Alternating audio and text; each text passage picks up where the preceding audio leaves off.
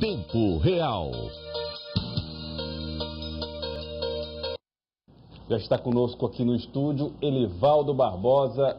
Boa tarde, Elivaldo. Boa tarde, Joelson. Boa tarde, Eli. Boa tarde. Boa tarde a você que nos acompanha. Olha, mexeu com o cenário político a lista divulgada, resultado aí da parte da Operação Lava Jato, que tem nomes de políticos piauienses como se estivesse recebendo dinheiro vindo de uma origem Odebrecht, a construtora Odebrecht, que é investigada nessa operação, Elivaldo Barbosa. De certo modo foi o assunto que mais repercutiu aí nas últimas horas, essa revelação da construtora Odebrecht, que de certo modo revela um pouco não só os políticos ali naquela lista, mas o sistema, de um modo geral, de financiamento de campanhas no país, né? O repórter Francisco Lima explicou um pouco como é que foi essa lista e a sua divulgação. A lista foi publicada pelo blog do jornalista Fernando Rodrigues, do site Universo Online. Os documentos foram apreendidos em fevereiro pela Polícia Federal, durante uma das etapas da Operação Lava Jato, que investiga desvios de verbas da Petrobras. As planilhas estavam com Benedito Barbosa, presidente da Odebrecht Infraestrutura, de mais de 200 políticos associados a possíveis repasses da construtora. As planilhas contêm muitos detalhes, mas os valores repassados aos políticos não devem ser necessariamente associados a dinheiro de Caixa 2. Isso só pode ser melhor esclarecido com mais investigações da operação. 4 políticos piauienses foram citados na lista: o governador Wellington Dias, do PT, o prefeito Firmino Filho, do PSDB, o senador Ciro Nogueira, do PP, e o deputado federal Heráclito Fortes, do PSB. Por meio de nota, o prefeito Firmino Filho afirmou que nunca recebeu qualquer tipo de doação da construtora Odebrecht. O nome do prefeito aparece diversas vezes na lista divulgada, mas não existe nenhuma data. Firmino afirmou ainda que nem mesmo a prefeitura possui qualquer tipo de contrato com a construtora. O prefeito conclui afirmando que suas contas estão disponíveis no site do Tribunal Superior Eleitoral para qualquer consulta. Já o deputado federal Heráclito Fortes afirma que recebeu sim o dinheiro da construtora. Na lista, ele aparece relacionado a R$80 mil da Odebrecht. O deputado informou à nossa produção que recebeu ajuda para sua campanha de reeleição ao Senado em 2010 e que todo o processo foi feito de forma legal, registrado na Justiça Eleitoral. Já o senador Ciro Nogueira é listado como tendo recebido R$160 mil em 2 de setembro de 2010. Pois é, o senador Ciro até agora não falou a respeito do assunto. Elivaldo Barbosa ouviu o prefeito Firmino Filho a respeito dessa questão, Elivaldo. Exatamente. Hoje pela manhã o prefeito Firmino Filho nos concedeu uma entrevista. Falou de assuntos administrativos, mas dedicou também uma atenção especial a esse fato aí, envolvendo doações para campanhas eleitorais com recursos da construtora Norberto Odebrecht. Vamos acompanhar com Elivaldo Barbosa em tempo real.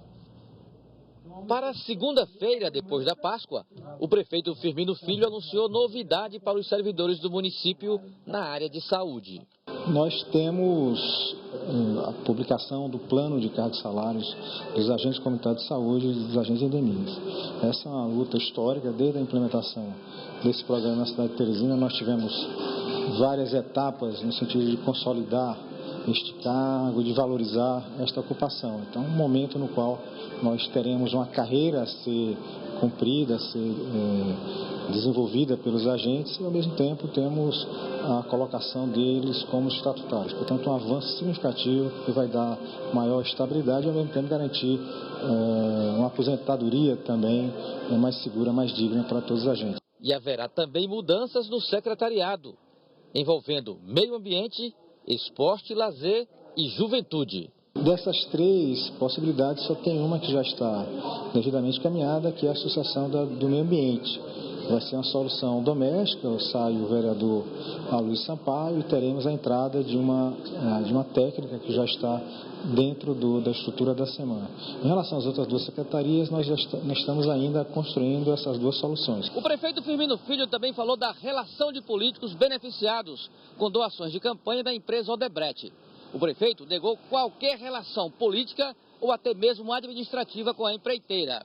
E mais, explicou como o PSDB de Teresina tem recebido doações das campanhas eleitorais. Para nós foi uma surpresa ver o nosso nome nessa questão. Em primeiro lugar, gostaria de dizer que todas as nossas doações foram feitas legalmente, portanto, foram prestadas contas e foram devidamente aprovadas. Estamos abertos para esclarecer qualquer tipo de dúvida.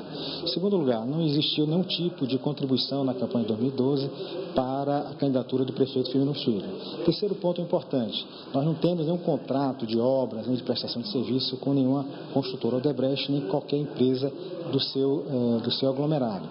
Quarto ponto importante, por que esse nome está aí então? Quando a gente olha as listas, a gente percebe que o nome do Firmino Filho está lá junto de outros candidatos a prefeito do PSDB em capitais ou em cidades importantes, ou então junto com de outros candidatos a vereadores do PSDB. Então é necessário que a gente possa perceber que aquilo se trata de financiamento de campanhas políticas. O PSDB nacional financiou grandemente a nossa campanha naquele ano de 2012. O que aconteceu? Nós estávamos aqui em Teresina, enfrentando máquinas econômicas poderosas, enfrentando máquina do Estado, máquina da Prefeitura, máquina federal, e fomos ao PSDB Nacional pedir ajuda. E o PSDB Nacional nos ajudou, foi o nosso maior contribuinte naquela campanha. Agora, de onde é que vieram as contribuições para o PSDB Nacional? Eu, na realidade, não posso saber, nós não temos como controlar. Na realidade, isso é uma questão para o PSDB Nacional se posicionar. O prefeito também condenou o que chamou de uso político do caso em Teresina. Firmino não nasceu ontem, não chegou ontem em Teresina. Eu nasci aqui, minha vida política é aqui, minha vida pública é aqui, nós temos uma história, nós temos um compromisso com a cidade, nós temos uma administração, enfim. Basta dizer que nós nunca tivemos envolvido em escândalos na nossa administração. Então, é importante que a gente possa respeitar as pessoas e respeitar também a inteligência da nossa cidade. Então, Nivaldo Barbosa, o prefeito considerando que há um desrespeito à história dele, ao seu nome, com a divulgação dessa lista. E também não deixa de dar um desdobramento mais localizado, adversários políticos que acabaram, de certa forma, realçando esse tema, esse episódio, do ponto de vista da conjuntura local. Agora, na essência do que foi abordado, o prefeito citou o que, de fato, marca a estrutura política brasileira, Joelson. E diga-se de passagem, não foi o PT que inventou essa história, apesar de ter usufruído bastante e hoje está pagando caro por isso, em virtude das investigações feitas em operações como a Lava Jato. Mas isso infelizmente, é uma lógica, praticamente, que caracteriza, que marca o financiamento de campanhas eleitorais, antes feitas sem nenhum critério rigoroso, sem nenhum controle mais eficaz. Agora, daqui para frente, com as mudanças feitas na reforma política, tímida que foi, mas foram feitas mudanças importantes, é possível que haja uma disciplina maior, um controle maior no financiamento de campanhas eleitorais. Nós estamos recebendo aqui no estúdio o secretário de Planejamento, o Washington Bonfim, que faz parte do primeiro escalão da gestão do prefeito Firmino Filho e que também é cientista político e conversa com a gente a partir de agora a respeito dessa situação. Boa tarde, secretário. Seja bem-vindo aqui ao Jornal do Piauí. Boa tarde a todos os telespectadores. Boa tarde, Alia. Boa tarde. Bom, nós vimos aí a fala do prefeito, o prefeito se posicionando, até falando a respeito do desrespeito à pessoa dele, mas como é que o Palácio da Cidade reage a essa divulgação, a divulgação dessa lista? Houve maldade de adversários políticos, como disse o prefeito? Olha, eu acho que a questão mais importante da divulgação da lista, que precisa ser enfatizada, é de que a Prefeitura não tem nenhum contrato. E se você vasculhar os últimos 10, 12 anos de administração, a Prefeitura jamais teve contrato com a Odebrecht. Isso revela, né, que não há um interesse, não houve um interesse direto da administração ligado, ou do partido ligado àquela empresa. Para o fato de que normalmente os desvios de recursos que são registrados aí acontecem em contratos feitos com a administração pública. Não, eu estou chamando a atenção para o fato de que é uma contribuição de campanha, isso separa de qualquer outra ideia, né, que não seja correta do ponto de vista legal, e que essa contribuição de campanha, como disse o prefeito, veio do partido, do Diretório Nacional e do Diretório Estadual do partido, que foram os principais contribuidores, né, da campanha do prefeito em 2012. Entendi. Você entende que a partir de agora é preciso se dar uma resposta, uma explicação para a sociedade em relação a esse episódio ou existe uma falha, como sublinhou o Elivaldo, em relação à forma como as empresas participam dos processos eleitorais? Esse debate sobre a questão de financiamento de campanha, ele é um debate que vem ocorrendo, né, basicamente desde 2013. A própria presidente Dilma colocou da necessidade de uma constituinte para fazer uma reforma política, né, que resumisse ou pelo menos reestruturasse essa questão do financiamento de campanha. A nova lei, né, eleitoral que passa a vigir nesse ano de eleição municipal excluiu toda e qualquer possibilidade de financiamentos de empresas privadas. Hoje é só financiamento de pessoa física e tem o limite, fora o fundo partidário, a contribuição que vem dos próprios partidos. Então, nessa eleição agora de 2016, esse tema é um tema que não, quer dizer, ele não vai estar na pauta porque não existirá a possibilidade legal de qualquer contribuição direta de pessoa jurídica, de empresas para a campanha de quem quer que seja. E no caso, como eu comentei anteriormente, quer dizer, a Lava Jato essas divulgações são no contexto das investigações da Lava Jato. Ela tem um papel extremamente importante no sentido de aclarar como são as relações, né, políticas no Brasil, né? O Elivaldo fez um comentário agora há pouco muito interessante, quer dizer, existia um regramento, os partidos utilizaram desse regramento de maneira correta, outros nem tanto, mas do ponto de vista da administração pública municipal de Teresina, nós estamos absolutamente tranquilos porque não tem nenhuma relação direta, qualquer contrato entre a prefeitura e a empresa onde está citada a empresa Odebrecht. Agora, como observador e, sobretudo, como cientista político, que o senhor é também, professor Washington, o senhor acha que essas regras novas, elas põem fim ou criam um ambiente favorável para acabar com essa história de caixa 2 em campanha eleitoral? Eu tenho uma posição muito particular, de muito tempo. Eu acho o seguinte, a regra piorou, porque ela traz uma boa regra, que é você não ter financiamento privado, mas com um sistema de votação que é absolutamente caótico, porque cada candidato é uma campanha, né? E isso está na lei. Hoje, o candidato é responsável exclusivo pelas contas da sua campanha. Imagine o pleito para vereador. Se você tiver 10 coligações, você vai ter 300, 400 candidatos, cada um prestando contas. Buscando recursos para fazer campanha nos seus 45 dias. Cada comitê uma campanha. Cada comitê uma campanha, quer dizer, então você juntou algo que é bom com um sistema que é a raiz de toda a dificuldade que a gente vive hoje.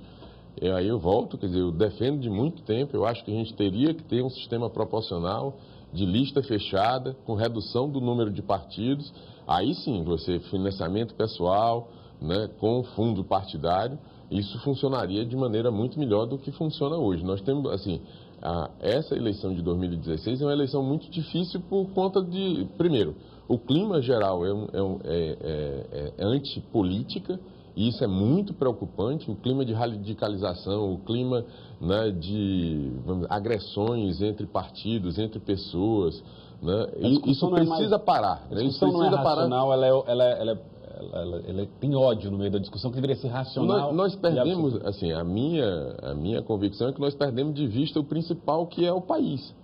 O que a gente quer para o Brasil? O que se espera de governos? O que espera do governo municipal? O que espera do governo estadual? O que espera da presidência da República? Nós vivemos a maior recessão, né, desde os anos 30 do século passado. As pessoas estão perdendo emprego. Toda vez que qualquer um de nós, qualquer pessoa que está nos assistindo, sabe que os preços estão mudando para cima o tempo todo nos supermercados. Essa é a resposta que o sistema político precisa dar, né? E o clima de radicalização não ajuda, e o clima, às vezes, até de agressão ao sistema judiciário também é um clima pouco favorável a soluções, né, que não vão ser de curto prazo, mas que precisam acontecer para que a gente possa ter vida tranquila. Quem é que está se programando para fazer qualquer coisa hoje? Né? Para fazer uma compra, para fazer... Né? É muito difícil conviver com o clima que a gente está convivendo. Secretário, o senhor como cientista político também, com a avaliação que o senhor faz, desse momento que a gente vive. Você poderia dizer que é um momento histórico de mudança, de reflexão para um novo eleitor a partir de 2016? Tem uma frase do italiano, um autor italiano marxista, chama Gramsci, que o meu professor Antônio Zé Medeiros sempre dizia, que eu acho que é muito exemplificadora do que existe hoje. Quer dizer, nós estamos no exato momento em que o velho já morreu e o novo ainda não surgiu. E nós estamos vivendo assim, de maneira... safra de líderes. Não, o sistema político, quer dizer, é impossível conviver com 30 e tantos partidos, é impossível conviver com um sistema proporcional em que cada indivíduo é uma campanha eleitoral. Não tem, assim, me diga o que é que, como é que o eleitor identifica 300 candidatos? Como é que o eleitor identifica, né, entre 10, 12, às vezes, candidaturas majoritárias? Talvez nós não tenhamos isso aqui em Teresina, mas nós tínhamos pelo menos 10 candidatos a presidente da República há 2 anos atrás, em 2014. Não tem 10 ideologias. Procure, não tem. Não tem bandeira para 35 partidos. Não tem. Assim, a gente precisa, enquanto país, olhando para o futuro, olhando para as coisas que são importantes, como é que, assim, tem uma bandeira assim, que ninguém quer perder. Ninguém quer perder os anos que nós vivemos de bonança e de redução da desigualdade. As pessoas foram incluídas, as pessoas consomem mais, as pessoas têm mais acesso a bens de consumo, a educação, saúde. Isso não pode ser perdido. O modelo que sustentou isso acabou, né? Até pelas circunstâncias internacionais isso não é mais possível. Agora, nós precisamos colocar uma outra coisa no lugar. E o radicalismo, as tentativas de extrema esquerda, de extrema direita, vão nos levar a lugar nenhum. No máximo, e é muito pesaroso isso, a complicação das questões econômicas. Hoje, grande parte dos nossos problemas econômicos decorrem, né, da indefinição política. O governo atual, ele não conseguiu votar uma única medida de correção, né, da situação econômica. Nós vivemos déficits sucessivos. Assim, a situação de qualquer prefeitura, de qualquer governo do estado, a situação do país hoje é de queda de arrecadação, porque a economia está fazendo. Como é que a gente vai se comprometer, né, com o futuro das pessoas, com o futuro das administrações, se a gente não consegue ter uma economia que cresça, que gere emprego, que faça com que as pessoas consumam e que a gente tenha recursos para investir? É uma paralisia, quer dizer, politicamente não se nós ainda resolve nada. Nós não estamos na paralisia, mas talvez nós estejamos no ponto mais agudo da crise. E ele tende a piorar. No curto prazo ele não vai melhorar, ele vai piorar. Mas é preciso que haja líderes, né, que tenham capacidade de sentar à mesa, de estender esse clima de radicalização que está se pronunciando cada dia mais, para que alguns pontos de consenso mínimos, reforma política, ajuste fiscal, né, recuperação do sistema, né, da Petrobras, que, por exemplo, o que está acontecendo com a Petrobras tem muito a ver com a questão da nossa crise econômica. Por quê? Em qualquer lugar do mundo, as empresas petrolíferas são responsáveis por boa parte do investimento, né, seja público, que é o nosso caso, que é uma empresa pública, seja privada em outros países. Quer dizer, quando uma empresa como a Petrobras tem quase 35 bilhões de prejuízo, isso significa que ela deixou de investir e tem, né, muito emprego deixando de ser gerado. Né? Tá certo. Eu queria agradecer, o senhor tinha tantos assuntos para tratar aqui. Mas diante do tempo... me exaltando aqui. Não, mas é muito interessante ouvi-lo falar. Acho que essa situação a gente precisa parar e ter responsabilidade. Né? É uma época boa para pensar nisso durante a Páscoa, porque desse jeito a gente vai ter dificuldade de levar as coisas a um bom termo. E todo mundo quer felicidade, todo mundo quer prosperidade, todo mundo quer paz. Saída para os problemas dos nossos líderes. Né? Tá certo. Muito obrigado, secretário Washington Bonfim, pela participação aqui no Jornal do Piauí, pelas explicações em torno desse cenário. Obrigado por ter vindo. Erivaldo Barbosa, em tempo real, volta daqui a pouco. Com certeza, Geraldo. Até já. Até já, Erivaldo.